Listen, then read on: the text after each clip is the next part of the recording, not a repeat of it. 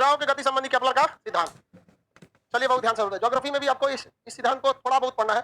सबसे पहले टालमी नामक एक बकलोल था, उसने कहा था ना कि सूर्य घूमता है। कौन बोलता है सूर्य? तो कोपरनिकस आया, उसने कहा कि ना केपलरवा झूठ बोल रही है, टालमी झूठ बोल रहा है। कौन घूम रहा होता है? पृथ्वी घूम। लेकिन घूमने का नियम किसी ने नहीं दिया था, घूमने का नियम किसी ने नहीं दिया था। तो किसने दिया था? केपलर ने। तो ग्रहों की गति संबंधी नियम किसने दिया? ग्रहों के गति संबंधी नियम केपलर ने दिया था। किसी को कोई दिक्कत है? चलिए अब देखते हैं हम लोग केपलर का नियम। केपलर के नियम के अनुसार केपलर ने 3 नियम दिया था। ग्रहों के गति संबंधी नियम किसने दिया था? केपलर ने दिया था। कितने नियम थे? 3। पहला नियम इसने दिया कि कोई भी ग्रह जो होता है वो दीर्घवृत्त पर घूमता है, दीर्घवृत्त पर घूमता है। दीर्घवृत्त को इंग्लिश में क्या कहते हैं? इलिप्स। क्या कहते हैं? Elliptical path. इलिप्ट कहते हैं या इलिप्टिकल पाथ पर घूमते हैं। इलिप्टिकल या इलिप्ट पाथ पर घूमता है, दीर्घवृत्ताकार पथ पर घूमता है। ये दीर्घवृत्त क्या होता है? ये गोला को पचका दीजिए ऐसे हल्का सा, इसी को क्या कहते हैं? दीर्घवृत्त। क्या कहेंगे? दीर्घवृत्त। लाइव वाले ध्यान से समझो बाबू, कोई भी ग्रह जो होता है वो वृत्त पर नहीं घूमता है, सर्कल पे नहीं घूमता, बल्कि वो किस पर घूम रहा होता है?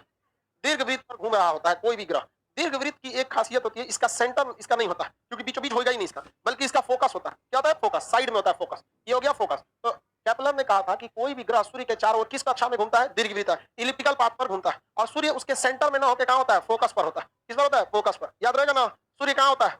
फोकस पर। और ग्रह क्या करते हैं? बाहर में चक्कर लगाते हैं। किस पाथ पर चक्कर लगाएंगे? दीर्घवृत्ताकार पथ पर चक्कर लगाते हैं। इंग्लिश में क्या कहेंगे? इलिप्टिकल पाथ पर चक्कर लगाता है। ये हो गया इलिप्ट, छोटा मोटा इलिप्ट समझिए। ये क्या हो गया? सूर्य। और ग्रह किस पे चक्कर लगाते हैं? इलिप्टिकल पाथ पर चक्कर लगा दिए समझा। ये किसका नियम है? केपलर का। केपलर का फर्स्ट लॉ कि ग्रह किस पर चक्कर लगाएंगे? इलिप्टिकल पाथ पर ग्रह क्या करेंगे? चक्कर लगाएंगे। ये चक्कर लगा रहा है किस पाथ पर? इलिप्टिकल पाथ पर। बाहर चल गया जी, भाग गया ये। दूसरा नियम इसने दिया था चाल का। दूसरा नियम चाल। पहला नियम पथ को बताता है। किसे बताता है? पथ। पथ मतलब किस रास्ते पे जा रहा है, पाथ पर। दूसरा नियम था उसका क्षेत्रीय चाल, एरियल वेलोसिटी। क्षेत्रीय चाल इंग्लिश में कहते हैं एरियल वेलोसिटी।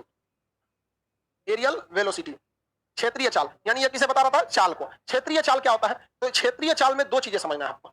एक आपको क्षेत्रीय चाल में कि यह कब तेज होगा, कब धीमा होगा। तो कोई भी ग्रह जब सूर्य के करीब आता है तो वो थोड़ा तेज चलने लगता है, जब वो दूर जाता है तो थोड़ा धीमा हो जाता है। जिसके रीजन भी है, इसको गति जो मिल रही है, अभिकेंद्र बल जो मिल रहा है सूर्य और इस ग्रह के गुरुत्वाकर्षण यानी ग्रेविटी से मिल रहा है। जब भी पास आते हैं तो ग्रेविटी क्या हो जाती है? बढ़ जाती है, तो और तगड़ा खींचता है और इसकी स्पीड क्या हो जाती है? बढ़ जाती है। लेकिन यह नियम जो था केपलर ने इसे क्षेत्रीय चाल पर समझाया था, एरियल वेलोसिटी पर। चाल ये तो समझ में आ जाएगा, पास आएगा तो स्पीड क्या होगा? बढ़ेगा, और दूर जाएगा तो ये तो बच्चों का चीज है। एरियल वेलोसिटी में समझना है क्षेत्रीय चाल क्या होता है। ये इलिप्टिकल पाथ हम किसी ग्रह का बना दिए, ठीक है बाबू? बाहर वाला सही है ना? अरे भाई पास से नहीं दिखता है ये, एक ही बार में आप लोग को दिख रहा होगा, टेढ़ा हो गया है। ऐसा ही है। देखिए सूर्य कहां पे होगा बाबू? फोकस पे। और ग्रह होगा कहीं साइड में होगा। क्षेत्रीय चाल क्या कहता है कि कोई भी ग्रह जितने समय में कितनी दूरी को तय करता है। जैसे पृथ्वी यहां थी मान के चलिए, 1 महीने में यहां से यहां चली गई। कितने मंथ में गई? यहां से। 1 मंथ में यहां से यहां गई। तो हम यहां टाइमिंग लिख देते हैं कि यह ट्रेवल कितने मंथ में किया गया है? 1 मंथ का ट्रेवल है। तो यहां 1 मंथ लिख सकते हैं। तो 1 मंथ का ये ट्रेवल है, 1 मंथ का ट्रेवल है। तो केपलर ने कहा था कि इस 1 मंथ में सूर्य को ध्यान में रखते हुए कितनी एरिया को कवर किया है। एरिया मतलब क्षेत्रफल को तय किया। तो क्षेत्रफल कितना तय किया होगा? तो यही ना, सूर्य से हम इसे मिला दें, वर्तमान स्थिति को किसे मिला दें? सूर्य से। और 1 महीना पहले की स्थिति को किसे मिला दें? सूर्य से मिला दें। यही क्षेत्रफल तय किया है। यही क्षेत्रफल तय किया। देखिए तो 1 महीने में सूर्य के तुलना में यह ग्रह कितना क्षेत्रफल तय किया है? जितने एरिया को हमने क्या कर दिया है? शेडेड कर दिया है। इतने एरिया को क्या कर दिया है? शेडेड कर दिया। तो केपलर ने यही कहा कि हर महीने वो इतने ही एरिया को क्या करेगा? कवर करेगा। हर महीने इतने ही एरिया को क्या करेगा? कवर करेगा। तभी ना उसका क्षेत्रफल वाला चाल क्या रहेगा? समान रहेगा। क्षेत्रफल वाला चाल समान रहेगा। लेकिन यहां एक तो हो गया लोचा। समझिए क्या चीज। या इतनी दूरी तय किया ना, अगर इतना ही दूरी, देखिए लगभग इस कलम के बराबर, इस सेंटर से दूसरा सेंटर कलम इतनी दूरी है। अगर उतनी ही दूरी हम इधर बना दें, इस सेंटर से दूसरा सेंटर, तो एक यहां बनेगा। यही बनेगा ना?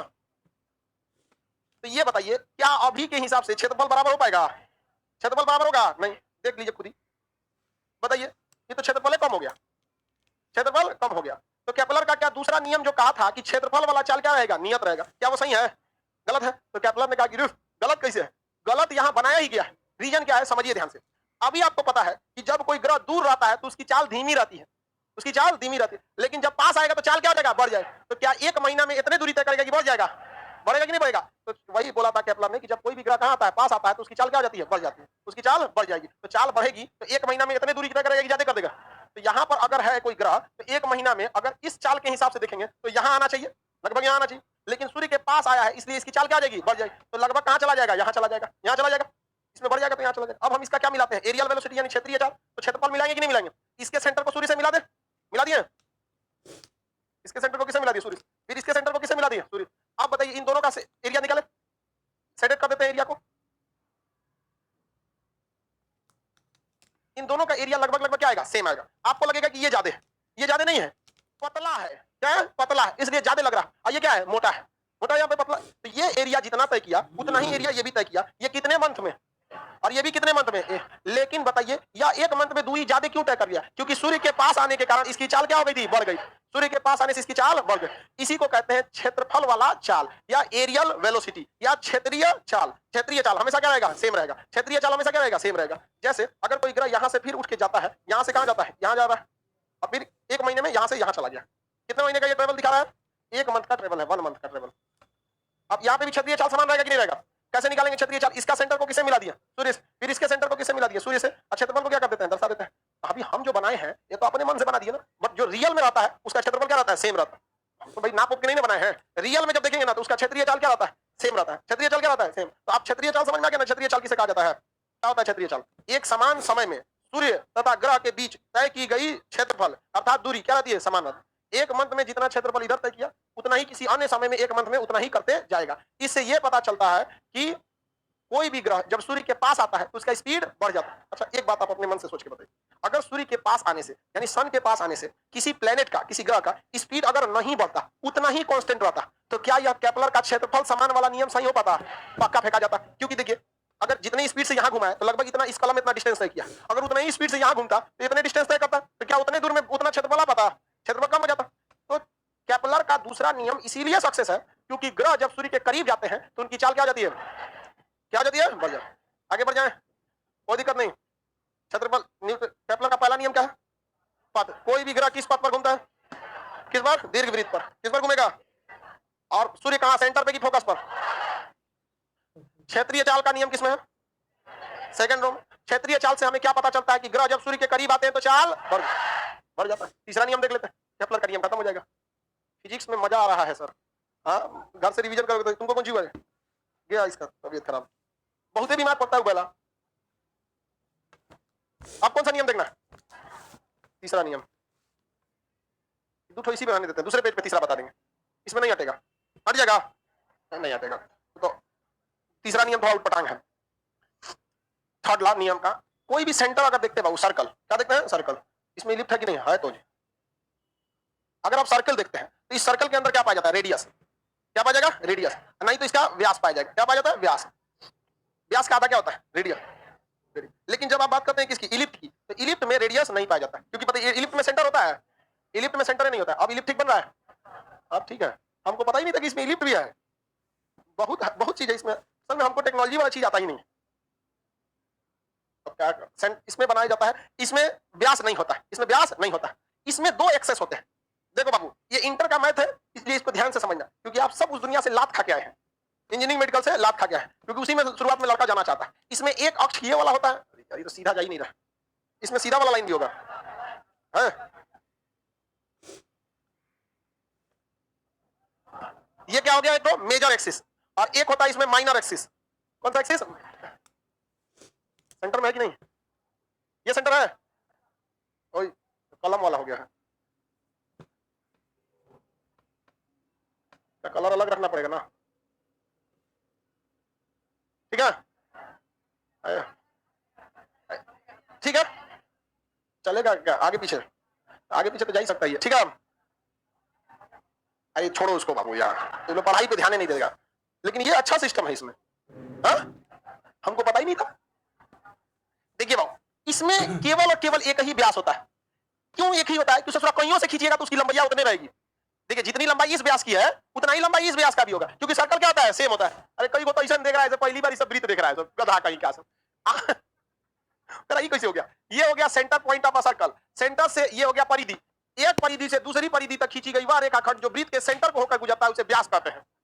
इधर से इधर नाइन्थ में पढ़े होंगे आप लोग, इस परिधि से दूसरी परिधि तक खींची गई वह रेखा जो सेंटर को ना छुए वो चली जाए तो उसे कार्ड या जीवा कहते हैं।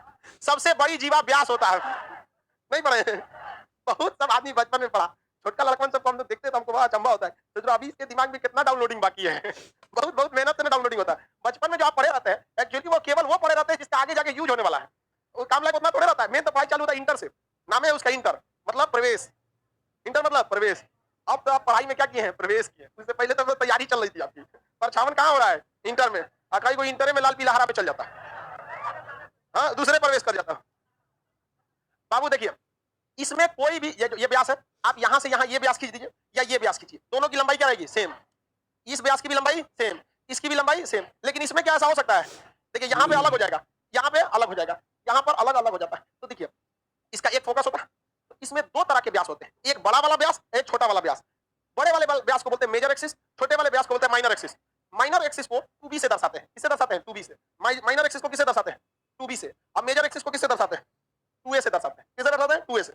ये मैथ का चीज है, ये मैथ का चीज है, इंटर वाला का। आप वहां पढ़े होंगे, यहाँ बस उसकी छोटी सी जरूरत है, बस उसको हम समझा रहे हैं। तो बताइए, जिस तरह से आप किसी भी सर्किल को बताते हैं तो व्यास के लिए आप डी लिखते हैं कि नहीं लिखते? अब व्यास का आधा क्या हो जाता है? त्रिज्या। उसी तरह मेजर एक्सिस कितना है? 2a है। मेजर एक्सिस कितना है? 2a। तो सेमी मेजर एक्सिस कितना होगा? a। यानी दीर्घ अक्ष कितना है? 2a। तो अर्ध दीर्घ अक्ष कितना होगा? a। माइनर एक्सिस कितना है? 2b। तो सेमी माइनर एक्सिस b हो जाएगा। यानी अगर लघु अक्ष 2b है तो अर्ध लघु अक्ष b होगा। व्यास का आधा त्रिज्या होता है। क्या दिमाग लगाया? इंटर पास किया है तुम लोग? ये सब नहीं पढ़े लोग? ये तो 11 12 में पढ़ना है आप लोग को। देखो ये लड़की करिए 10th में पढ़े हैं, 10th में कहाँ मिलेगा ये? 10th में लड़का सब फेल होकर चला गया, 10th में पढ़ेंगे। ओके, वो क्लासे का कंफ्यूजन है पूरा। यहाँ आपको मेजर एक्सिस का काम है, माइनर एक्सिस का काम यहाँ पे नहीं है। हम आपको माइनर और मेजर का बस इतना बताएं। अब यहाँ हमको माइनर एक्सिस का काम नहीं है, हम माइनर एक्सिस को उठा के यहाँ से क्या करते हैं? फेंक देते हैं। यहाँ से माइनर एक्सिस को उठा के फेंक देते हैं। हमको काम किसका था? मेजर एक्सिस का। और मेजर एक्सिस कितना होता है? तुम कहाँ जा रहे हो? माइनर एक्सिस कितना? मेजर एक्सिस 2 है। सूर्य कहाँ होता है? फोकस पर। सूर्य क्या होता है? फोकस। फोकस। अग्रह क्या करते हैं? बाहर में चक्कर लगा होता है। बाहर में ग्रह क्या होता है? चक्कर लगा रहा होता है। चक्कर लगा रहा होता है। मेजर एक्सिस कितना है भाई? मेजर एक्सिस 2 है। केपलर का थर्ड लॉ जो था वो नियम है किस पर? आवर्तकाल पर। केपलर का कौन सा नियम? Third law. इसने कहा था कि ये जो ग्रह चक्कर लगा रहा है या कितना समय में चक्कर लगा लेगा यह कंफर्म नहीं है, डायरेक्ट नहीं निकल पाता है, इनडायरेक्ट निकलता है। डायरेक्ट नहीं निकल के क्या निकलता है? इनडायरेक्ट। तो क्या दिक्कत है? डायरेक्ट ना निकले चाहे इनडायरेक्ट, समझ तो जाइएगा। जैसे डायरेक्ट बोलिएगा तो मामा जी, इनडायरेक्ट बोलिएगा बाप के साथ तो भी समझ सकते नहीं समझ? बाप के साला वही ना होते हैं, तो एक वो क्या हो जाता है? इनडायरेक्ट। लेकिन थोड़ी सी भाषा गड़बड़ हो जाती है, समझ आ गया कि नहीं आ गया? तो समझिए ध्यान से, डायरेक्ट हो जाए या इनडायरेक्ट, आपका आंसर निकल सकता है कि नहीं निकल सकता? किसी को दिक्कत? बताइए। ये वाला क्या हो गया? दीर्घाक्ष हो गया। सॉरी, ये चक्कर लगा रहा है। ये कितना समय में चक्कर लगाए इसके लिए कुछ ना कुछ फॉर्मूला टी का होना चाहिए। किसका होना चाहिए? टी। टाइम पीरियड कितना है? तो डायरेक्ट नहीं निकलता है टाइम पीरियड, बल्कि निकलता है टाइम पीरियड का स्क्वायर। तो टाइम पीरियड का square is directly proportional to cube of semi major axis of the elliptical path. Hindi में समझो, समझ आ गया कि नहीं आ गया? इस सुनो दानिया बाबू, बहुत पटांग होता है ये। इस जो चक्कर लगा रहा है ये ग्रह है, चक्कर लगा रहे ग्रह का जो आवर्तकाल होगा, चक्कर लगा रहे ग्रह का आवर्तकाल क्या जाएगा? आवर्तकाल। चक्कर लगा रहे ग्रह का आवर्तकाल इस पूरे इलिप्टिकल पाथ का जो दीर्घाक्ष है उससे नहीं रिलेटेड है, बल्कि अर्ध दीर्घाक्ष के क्यूब के डायरेक्टली प्रोपोर्शनल होता है। क्या होता है? Directly proportional. यानी आवर्तकाल का वर्ग अर्ध दीर्घाक्ष के तृतीय घात के अनुक्रमानुपाती होता है। नहीं समझना है? अरे वही होता है, समानुपाती या अनुक्रमानुपाती, एक ही होता है दोनों, directly proportional. Square of the time period of planet is directly proportional to cube of semi major axis of elliptical path. आवर्तकाल का वर्ग अर्ध दीर्घाक्ष के, दीर्घाक्ष का नहीं, अर्ध दीर्घाक्ष के तृतीय घात के अनुक्रमानुपाती होता है। T square is directly proportional to a cube.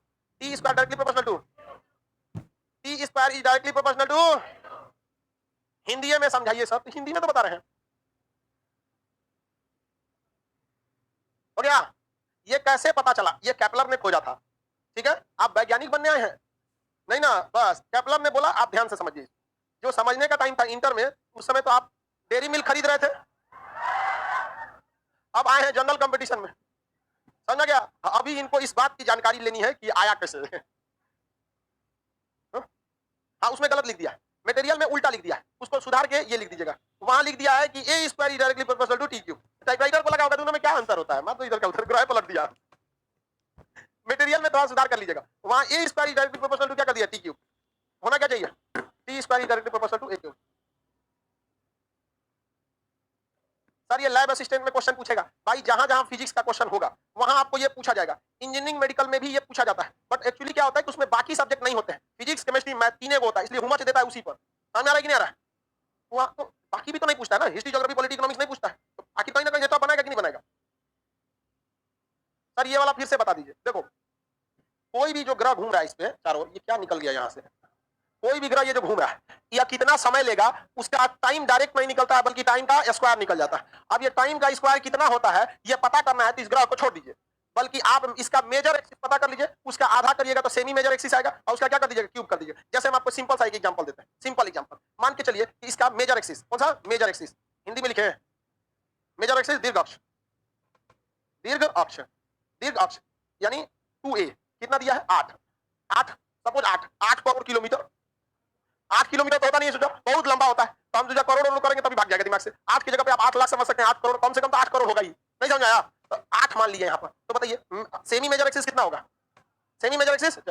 अब कोई ऐसा ग्रह है जो ऐसे इलिप्टिकल पाथ पर घूम रहा है जिसका मेजर एक्सिस का वैल्यू 8 करोड़ किलोमीटर है, तो हम 8 करोड़ की जगह केवल क्या लिखे 8, फाइनल आंसर में भी आप करोड़ जोड़ लीजिएगा, क्या दिक्कत जाता है, नहीं समझा, तो कितना है 8, तो हमको सेमी मेजर एक्सिस कितना हो जाएगा 4। अब इस हिसाब से इसका हमको क्या निकालना है, आवर्तकाल, क्या निकालना है आवर्तकाल, तो डायरेक्ट टी निकलेगा, हाँ नहीं निकलेगा, डायरेक्ट टी निकलेगा नहीं, तो क्या निकलेगा टी स्क्वायर, तो T square is directly proportional to a cube. T square पता है आपको, नहीं, एक 2a का वैल्यू 8, ए का वैल्यू 4, 4 का क्यूब 64, तो टी स्क्वायर बराबर T square is equal to 64, तो T square is directly proportional to 8, निकल गया 8 directly.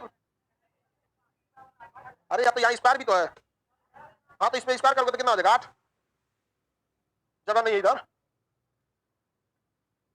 T square is directly proportional to कितना 64, 64 हो गया। अब T is directly proportional to 8 कितना हो जाएगा, स्क्वायर कर देंगे, स्क्वायर रूट निकाल देंगे, क्या हो जाएगा 8। एग्जाम में भी आपको ऐसे ही निकालना होगा 8, क्या निकालना पड़ेगा 8, 8 करोड़ में नहीं देगा आपको, यूनिट नहीं निकालना होगा क्योंकि खुद नहीं देगा स्क्वायर कर। अब सोचिए ना, यही अगर 8 करोड़ करते तो स्क्वायर निकालने में तो हालत खराब हो जाता, 8 करोड़ स्क्वायर ले सूरत में दिक्कत हो जाता। तो बस वो आपसे फार्मूला का कंसेप्ट जानना चाहता है, कैलकुलेशन तो आप इजीली कर सकते हैं। और वो किलोमीटर में, तो ये किसमें निकलेगा घंटा में, वो किलोमीटर में दे दिया है 8 करोड़ किलोमीटर, तो घंटा में, मीटर में रहता तो सेकंड में, मतलब घूम फिर कर टी ही निकालना है। देखो एक से एक गदा है, सर दोनों एक्सिस बता दीजिए किसको क्या कहते हैं, अभी ना बताएं, मेजर एक्सिस है उसको माइनर एक्सिस, मैथ के टीचर से पूछो ना अपना, पूरा इलिप्टी पढ़ा देंगे आप। तीनों नियम समझ आ गया केपलर का, केपलर के कितने नियम, तीनों समझ आ गया। किस नियम से आवर्तकाल निकलता है, हाँ तीसरा पाथ पता चलता है, पाथ फर्स्ट, पहला नियम से क्या होता है फर्स्ट, पाथ निकलता है, चाल करीब आएगा तो स्पीड बढ़ेगा ही घटेगा, और दूर जाएगा तो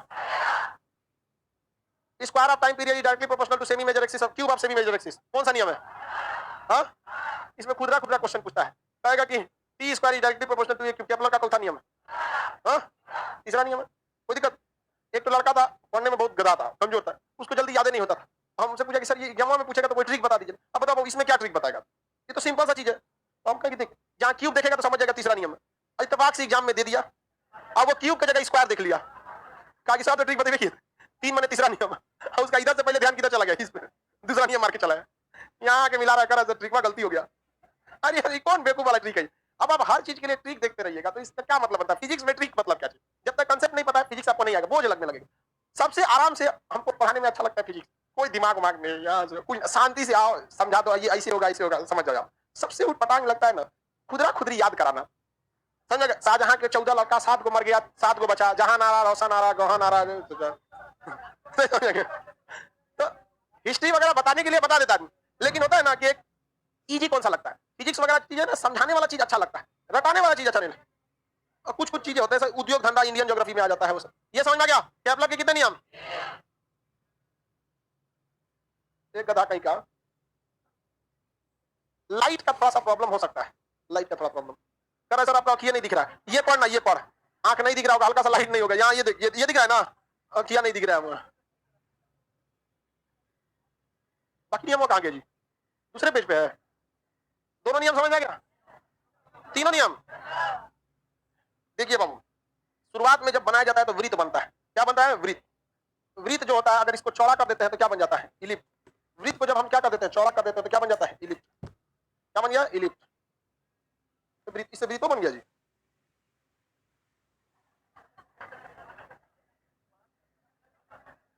बहुत समझदार है ये क्या बन गया इलिप्स बन गया। इसको और फैलाएंगे तो पैराबोला बनेगा, कोई इंटर वाला है, इसको और फैला देंगे क्या बन जाएगा पैराबोला, और फैला देंगे तो हाइपरबोला, और फैलाएंगे तो देखो बाबू अब यहाँ ध्यान समझो, यह जो है एक वृत्त का टुकड़ा है, यह किसका टुकड़ा है वृत्त का, लेकिन इसको अगर और चौड़ा कर देते हैं तो ये किसका है दीर्घवृत्त का, किसका है दीर्घवृत्त, यह किसका टुकड़ा है, आइए दीर्घ वृत्त का। पैराबोला थोड़ा सा और चौड़ा हो जाता है, पैराबोला क्या हो जाता है, हाइपरबोला और चौड़ा। और ये क्या है, दीर्घ वृत्त। क्या है, दीर्घ वृत्त। तो कोई भी ग्रह किसमें घूमता है, दीर्घ वृत्त। किसमें घूमेगा, दीर्घ। लेकिन अगर इसका पाथ गलती से क्या बन गया, पैराबोला बन गया। क्या बन गया, पैराबोला, यानी और चौड़ा हो गया, पैराबोला बन गया, तो ये पृथ्वी पे गिर जाएगा। रीजन क्या है कि इधर से जाने को तो जाएगा, जब इधर से लौटेगा ना तो इतना हाई स्पीड में लौट जाएगा, कहां चला जाएगा, पृथ्वी पर गिर जाएगा। तो कोई भी ग्रह हो जाए जिसे हम लोग रॉकेट से छोड़ते हैं, या हमारा खुद का पृथ्वी हो जाए जिसमें हम रहते हैं, कोई भी ग्रह घूमेगा तो किस पाथ पर घूम सकता है, दीर्घ वृत्त पर, इलिप्टिकल पाथ पर ही घूम सकता है। अगर उसका पाथ इलिप्टिकल से चौड़ा होकर क्या बन गया, पैराबोला, तो वो अपने अगले चक्कर में क्या हो जाएगा, पृथ्वी पर गिर जाएगा। पृथ्वी पर क्या हो जाएगा, गिर जाएगा। और अगर गलती से पृथ्वी जिस पैराबोला पर घूम रही है उसके फोकस पे कौन है, सूर्य, अगर गलती से इसका पाथ भटक कर क्या बन गया, पैराबोला, तो ये ससुरा कहां गिरेगा, सूर्य पर। कहां गिरेगा, सूर्य पर। तो जितना तगड़ा तगड़ा परमाणु परीक्षण कर रहा है सब, आज पृथ्वी घूम रही है कितना तेजी से, और कहीं जो झटका लग गया और इसका रास्ता बदल के दीर्घ वृत्त से क्या हो गया, पैराबोला, तो कहां जाके गिरेगा, कहां गिरेगा। अगर इसको हम और चौड़ा कर देते तो क्या बन जाता है, हाइपरबोला। क्या बन जाता है, हाइपरबोला। पैराबोला आगे जाके क्या बन जाता है, हाइपर। और हाइपरबोला को और चौड़ा कर देते, स्ट्रेट लाइन। क्या बन गया, क्या बन गया, स्ट्रेट लाइन। ये सब पढ़ा होगा सब इंटर में, आज ने पढ़ो किया तो कि नहीं। ये क्या है, दीर्घ वृत्त। कोई भी ग्रह या उपग्रह को घूमने के लिए कौन से रास्ते की जरूरत, हाँ, दीर्घ वृत्त, इंग्लिश में इलिप्टिकल। लेकिन अगर उसे चौड़ा करके पैराबोला करेंगे तो गिर जाएगा, और हाइपरबोला करेंगे तो गायब हो जाएगा। हाइपरबोला करेंगे तो अंतरिक्ष में गायब हो जाएगा। चाइना एगो सैटेलाइट छोड़ा था मंगल ग्रह पे जाने के लिए, और गधा को कोने बता दिया था कि एक से तो तगड़ा यही दिख रहा है, तो चाइना का एक से तगड़ा तो ये दिख रहा है। उसने अपना सैटेलाइट को किस रास्ते पे छोड़ दिया, हाइपरबोला। आज ले मिलवे नहीं किया आज ले मिलवे नहीं किया, हाइपरबोला पे छोड़ेंगे सोच जाते रहे। अरे इलिप्टिकल पे छोड़ना है, किस पे छोड़ना है, इलिप्टिकल पर। भारत का मंगलयान एक बार में सक्सेस हो गया था, किस पे छोड़ा था, इलिप्टिकल पर। किस पे, इलिप्टिकल पर। और चाइना किस पे छोड़ दिया था, हाइपरबोला। उसके बाद उसने कहा गलती हो गया, हाइपरबोला पे नहीं छोड़ना चाहिए, पैराबोला पे छोड़ते हैं। तू सोचा किस पे छोड़ा, तियांग यांग उसका एक यान था, किस पे चल गया था, पैराबोला पर। गिर गया कि नहीं प्रशांत महासागर में, अरे पिछले साल गिरा है, 2021 में गिरा है, 22 से पहले 21 में गिरा। तब वो क्या होश आया ना, दीर्घ वृत्त पर। अब ऐसा ना होगा कि ना एक और स्टेप आने से अच्छा है, उससे अच्छा आप सीधे वृत्त पे आ जाते हैं फिर गिरा लेगा, वृत्त में भी क्या गिर जाएगा। किस पाथ पर घूमना चाहिए, इलिप्टिकल पाथ पर। पाकिस्तान किस पाथ पर छोड़ता है, उसको ये सब नहीं आता है, उसको ये सब पता ही नहीं है। उसको बस हम लोग पहुंच गए कहां पर, मंगल ग्रह पे, उसको पहुंचना है कश्मीर में हम लोग दूसरे ग्रह पे पहुंच गए, अभी वो बॉर्डर नहीं हिल पा रहा है। कोई बात नहीं, लगे रहो चाचा चाचा जाने वाला, चाचा लेकिन ठीक था, बकलोल था उसे कुछ होने वाला नहीं था। भारत ने पाकिस्तान को ऑफर दिया था कि उसके लिए हम तुमको एक सैटेलाइट छोड़ देंगे, सार्क सैटेलाइट, हम सब मिलकर उस पर क्या करेंगे, अध्ययन करेंगे। तो पाकिस्तान का नहीं, हमारी गोपनीयता इससे खत्म हो जाएगी। भारत ने कहा दूर लोल कहीं का, तो गोपनीयता बचल कौन सी है, 40 से ज्यादा ऊपर सैटेलाइट केवल पाकिस्तान की निगरानी कर रहे हैं। अरे गधा है पूरा, गोपनीयता खत्म हो जाएगी। छाता लगाओ अपने देश के ऊपर बड़का, सबको छाता लगा के घुसवाए, पाकिस्तान की सुरक्षा छाता के अंडर में। ग्रह किस पाथ पर, इलिप्टिकल पाथ पर, हिंदी में। और अगर पारा बोला हुआ तो गिर जाएगा, हाइपर बोला हुआ तो अंतरिक्ष में चला जाएगा। हाइपरबोला को हिंदी में क्या कहते हैं, अति परवल है। दीर्घवृत्त परवल है, अति परवल है। दीर्घवृत्त परवल है, अति परवल है। अति परवल हिंदी में इसे कहते हैं इलिप्टिकल, पैराबोलिक, हाइपरबोलिक। इंग्लिश में इलिप्टिकल, पैराबोलिक एंड हाइपरबोलिक। ग्रह उपग्रह क्या होगा, खत्म होगा। समझ में आ गया। केपलर के तीसरे नियम में थोड़ा सा क्या कर लीजिए, सुधार कर लीजिएगा। आपको वहां पे इसका उल्टा लिख दिया, अति परवल है, परवल है, हो गया। अगला क्या चीज है भाई, लिफ्ट है। और भार और द्रव्यमान में अंतर है। हमारा द्रव्यमान 80 केजी है, जबकि मेरा भार 800 केजी, 800 न्यूटन। मेरा भार 800 न्यूटन और द्रव्यमान 80। सब लोग अपना अपना मास बताते हैं, आप में से कोई व्यक्ति अपना भार नहीं बताता। भार बता के करेंगे क्या, जाके खरीदने जाइएगा, कहिएगा कि हमको, आप कहिएगा हमको 50 न्यूटन आलू चाहिए कहेगा कि ये आलू हमें यहाँ नहीं है, ललका सफेद का आलू है, बोलो इन न्यूटन वाला आलू हम नहीं बेचते हैं। तब उसको कहिएगा अच्छा न्यूटन नहीं पता था, 5 केजी आलू दे दो, ये वाला है लेकिन वही 50 न्यूटन वाला नहीं है। तो ये थोड़ा सा लंबा टॉपिक है, इसको कल बताएंगे, ठीक है, कल नहीं मंडे को बताएंगे, ठीक है। इसके आज ये नहीं रहने देते।